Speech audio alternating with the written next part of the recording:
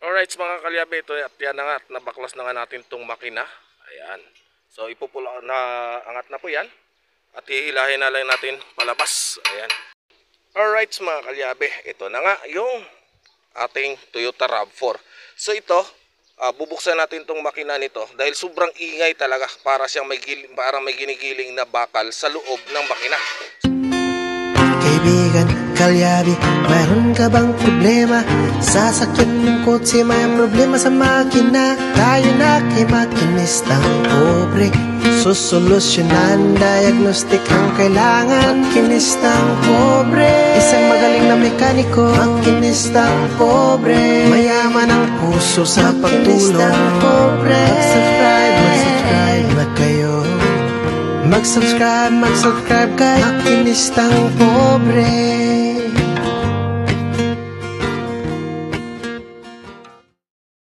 Alright, isang magandang araw po sa ating lahat, lalong-lalo na po sa ating mga subscriber dyan, sa ating mga OFW, sa mga panig na mundo.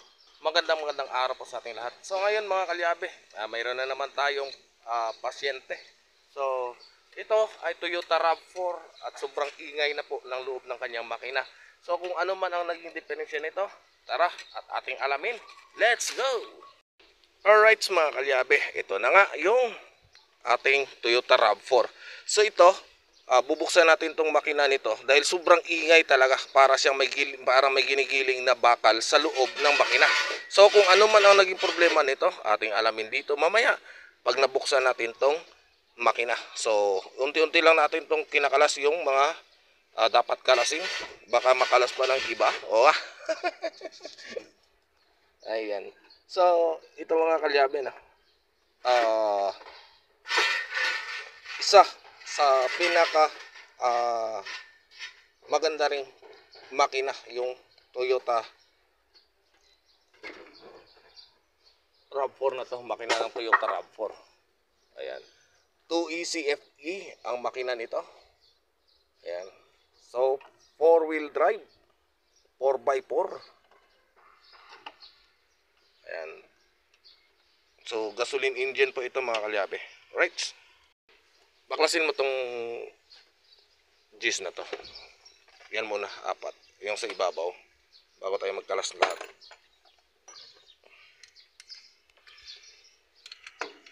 Ayan yung aking anak kasama natin sa pagbabaklas.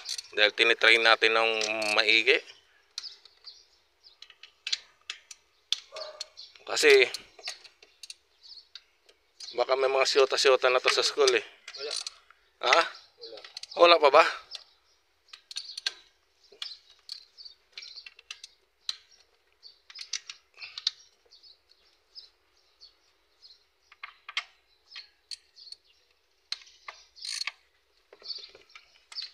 Wala yan, wala yan. Wala yan. Ito lang. Dulo.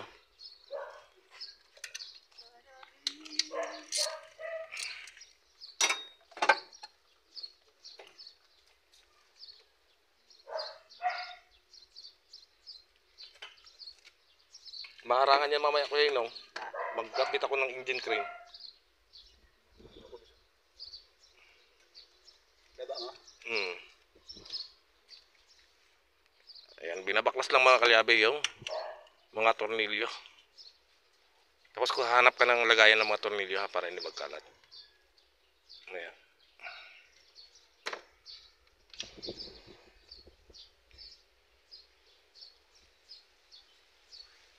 Yung sa valve cover, yung mga sa valve cover, ilagay mo sa plastic labo. Hiwa-hiwalay mo yung nasa plastic, yung sa valve cover na yan para hindi ka malilito pag pag kinabit.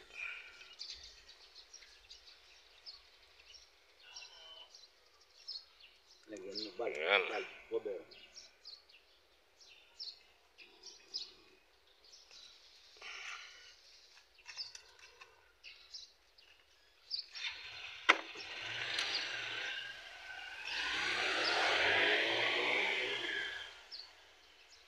So ito mga kalyabe, galing pa po ito ng GMA Cavite. So dumayo pa dito sa atin.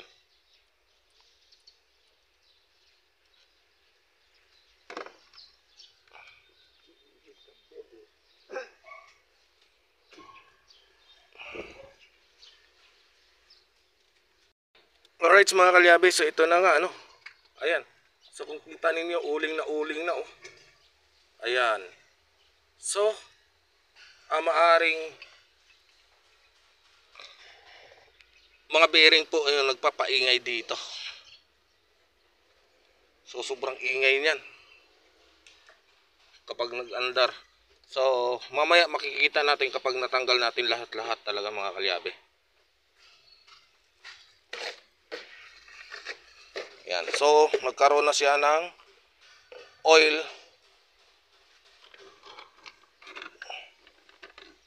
Wala sa din yung ano dito.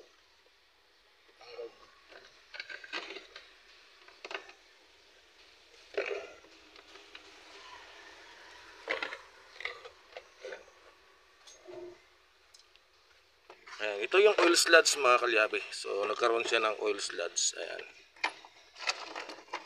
So mamaya pag binaklas talaga natin to lahat-lahat ay makikita talaga natin to kung ano talaga ang naging posibleng dahilan. Ayan. Ng kanyang paggaralgal ng tunog. Ter, sa likod ter.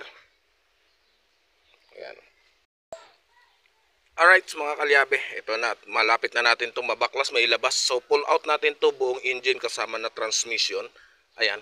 At shout out nga po pala kay Sir Anonymous, sir, kung sino ka man, hanggang ngayon hindi ko pa rin makakalimutan na yung tong binigay nyo po sa akin. So hindi po ako magsasawang isa-shoutout ka hanggat sa mabanggit mo po sa akin, makilala po kita ng personal. Ayan, so malaking tulong po talaga tong binigay nyo, yung regalo nyo po sa akin na engine crane. So maraming salamat po dito Sir Anonymous. So hanggang sa ngayon napapaisip talaga ako kung sino ka talaga, dahil hindi ka po talaga nagpakilala sa akin sir. Maraming salamat po dito sa engine crane na ito, dahil dito naging magaan po yung trabaho na ginagawa ko. So malaking tulong po talaga ito para sa akin dito sa aking ginagawa, katulad nito sa pagbababa ko ng makina. So kailangan ko talaga yung ganyang equipment. So kung hindi dahil sa iyo sir, malamang hanggang sa ngayon ay mano-mano pa rin po akong nagbababa ng makina. So maraming salamat po sa binigay nyo sa akin. Ayan, ito po yung engine crane na binigay nyo sir.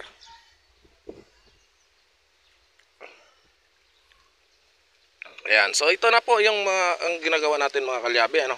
So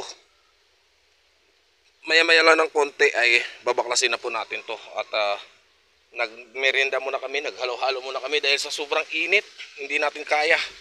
So naghalo-halo muna kami. Ayan. So ang kasama ko dito ay yung aking anak, dalawang anak. Ayan.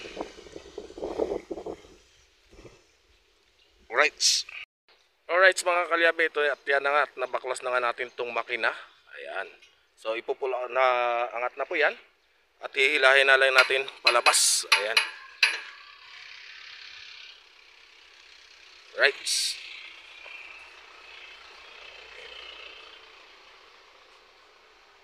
Ayan siya. So, that.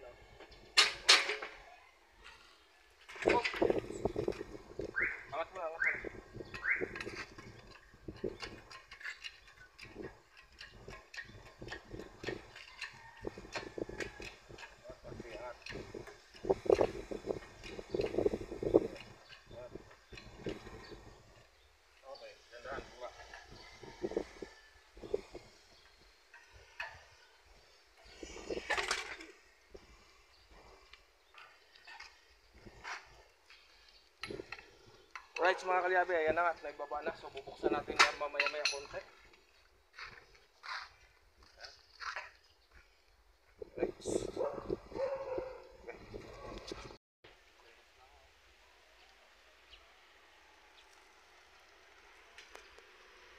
Alright mga kalyabe, so sa pagbabaklas ng water pump pulley, ayan, tusukan nyo lang po ng screwdriver dito.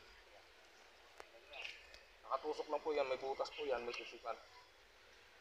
So ganun lang po yung pagbaklas.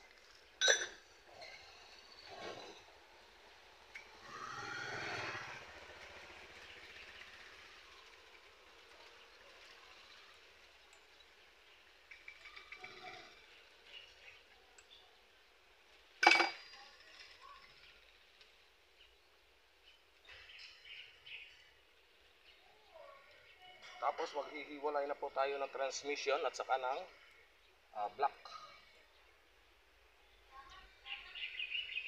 Tanggalin mo starter ka. Tapos yun yun. Gamit ka mag-schedule.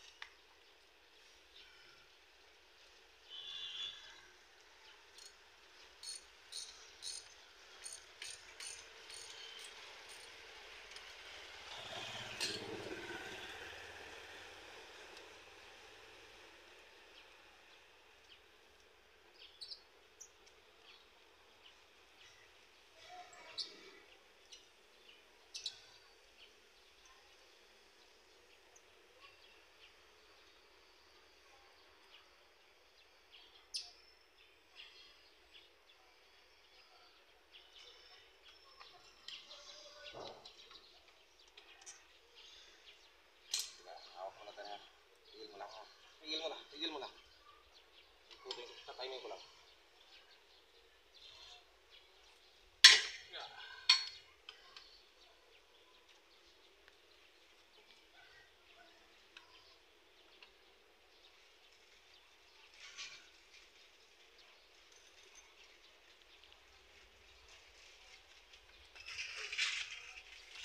Ayan. Hugot.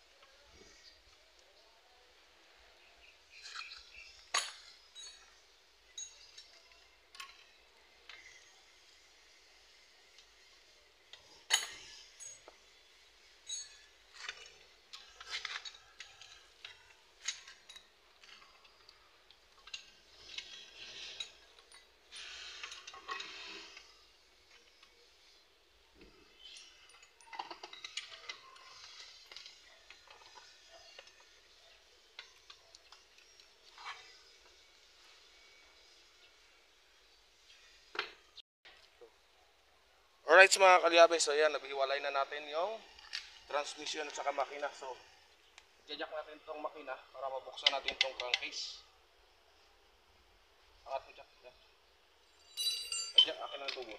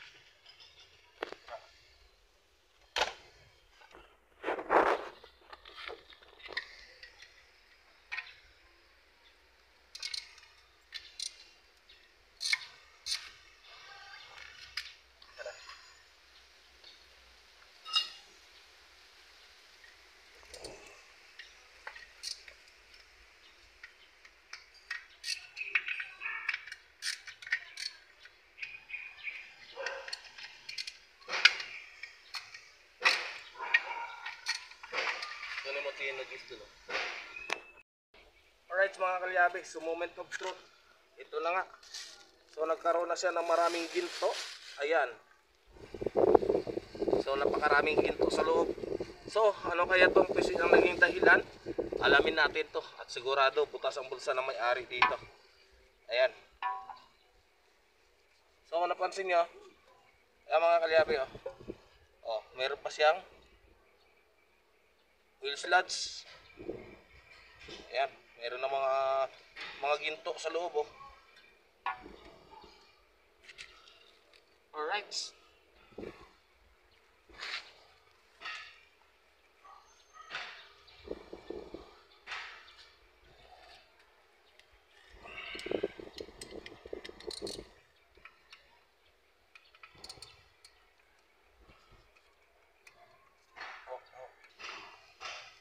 Ayan, so kita nyo yung mga kalyabe.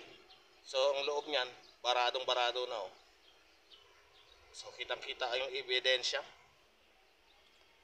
Ayan, siguradong-sigurado na. Butas na butas ang bulsa.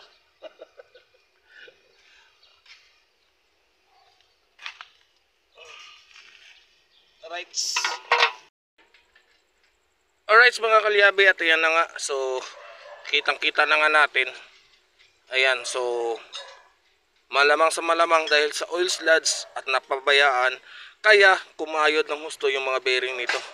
So abangan po ninyo sa susunod nating mga vlog yung pagbaklas talaga natin ng buo na to, kasi gabi na at inabot na tayo ng gabi. So bukas ulit. Ayan, so abangan ninyo sa sunod na kabanata ng pagbabaklas natin dito, dahil dito nakikita ninyo.